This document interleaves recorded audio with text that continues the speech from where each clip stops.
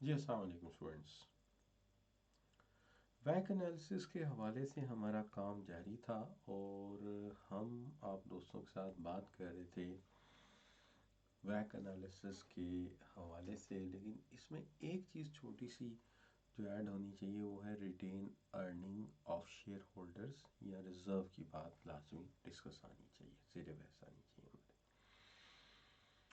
तो यहाँ पे मैं सबसे पहले इस टॉपिक के हवाले से एक मिसाल आपको देता हूँ कि फ़र्ज़ करें हम सिर्फ 1000 रुपीज़ इन्वेस्ट करते हैं किस पे, एक एप्पल बेचने की हमारे पास एक आउटलेट है जिस पर हम एप्पल्स बेच रहे हैं और ये एप्पल्स हैं, इस पर हमने 1000 रुपये के एप्पल लेकर आए और ये एप्पल बिके 1200 के, यानी इसमें 200 रुपये का इजाफा हो गया 1000 में।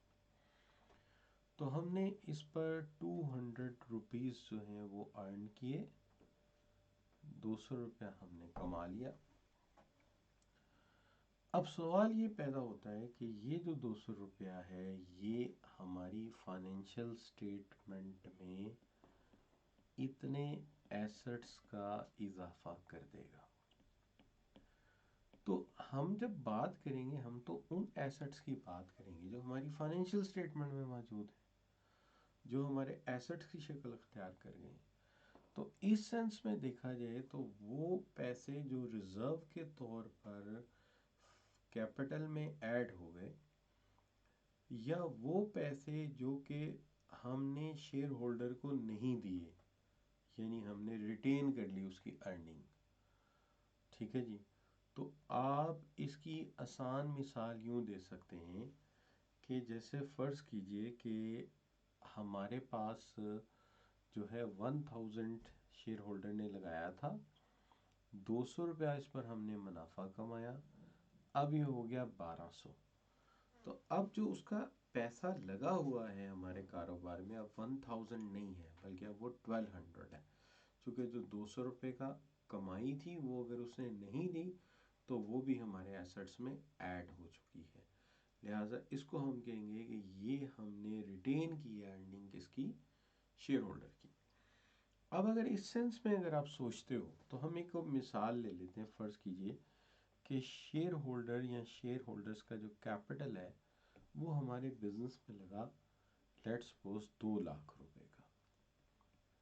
तो 2 लाख रुपए का हमारे कैपिटल लगा जिसको हम आसान अपनी पर्टिकुलरली इस सब्जेक्ट की जो लैंग्वेज है उसमें हम कहते हैं cost of equity. Cost of equity के इसे डिनोट करते हैं, हम कहते हैं जी इस पर 12% पर एनएम हमें पे करना है कॉस्ट ऑफ इक्विटी पर। अब इससे हमने कमाया जो, उसमें से जो होल्ड किया वो रिजर्व बन गया हमारा 50,000। तो अब हमें ये जो 12% देना है वो 2 लाख पर नहीं देना बल्कि हमें 2 लाख जमा 50,000 यानी 2 लाख प्लस 50,000 2.5 लाख पर देना है। तो इसकी मिसाल ऐसे ही जैसे किसी बंदे ने मेरे कारोबार में पैसे लगाए 2 लाख रुपए, उस पर 50,000 मैंने कमा लिया। जब मैं उसको 50,000 देने के लिए गया तो उसने कहा अभी आप पास रख लो, अभी आप पास रख लो या कारोबार में लगा दो, मैं बाद में तुमसे ले लूँगा। तो अगर आप सोचें कि असूली तौर पर उसके अब 2 लाख रुपए नहीं 2,50,000 रुपये हुए, चूँकि 50,000 जो उसने उसको देने थे वो भी उसने अभी लिए नहीं, वो भी कारोबार में अभी लगे हुए हैं, बिजनेस में लगे हुए हैं। अब इसके अंदर जो हमने डेट लिया हुआ है वो भी ऐड हो सकता है, चूँकि कैपिटल कंपनी के कैपिटल में तो सारी चीज़ें शामिल होती हैं। तो फ़र्ज़ करें कि 1 लाख रुपया ये भी हो जाए तो ये बन गया हमारा टोटल 3,50,000। अब अगर फ़र्ज़ कर लें कि मैं कहूँ कि जो कॉस्ट ऑफ डेट है वो कम होती है तो मैं इसको 8% रख लेता हूँ। तो कॉस्ट ऑफ इक्विटी जो थी वो थी आपकी 12% और कॉस्ट ऑफ डेट जो है वो है 8%।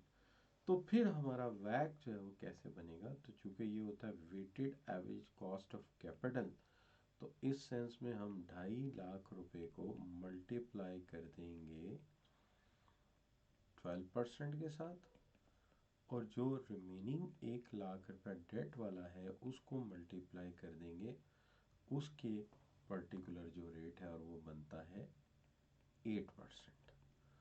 और डिनोमिनेटर में दोनों अमाउंट आएंगी, 2,50,000 भी, और जमा हो जाएगा 1 लाख भी। इस तरह ये जो अमाउंट है ये बन जाएगी आपकी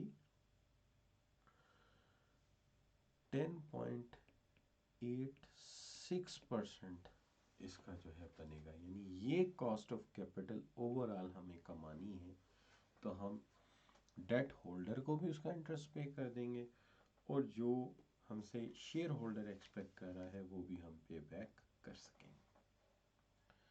चलते चलते एक आध सवाल और कर लेते हैं। जैसे ये सवाल दिया है, JNW investors has following capital structure, जिसके अंदर इक्विटी है 1 लाख की, रिजर्व आगे 50,000 के। तो ये जो इक्विटी पर हमें पे करना है ये दोनों को मिलाकर पे करना पड़ेगा, ठीक है ना। चूँकि ये वही बात है कि 1 लाख पर 50,000 कमा कर हम होल्ड कर चुके हैं, तो अब हमें जो पे करना है वो 1 लाख पर नहीं करना, जो बाकी के बंदा 50,000 है उन पर भी तो पे करना पड़ेगा। तो ये आ गया 2,50,000, और इसके ऊपर जो रेट लगेगा वो 8% होगा, क्योंकि ये वेटेड एवरेज है, लिहाजा इसके न्यू डिनोमिनेटर में पूरी अमाउंट जो एज अ वेट इस्तेमाल हुई है वो भी आ जाएगी।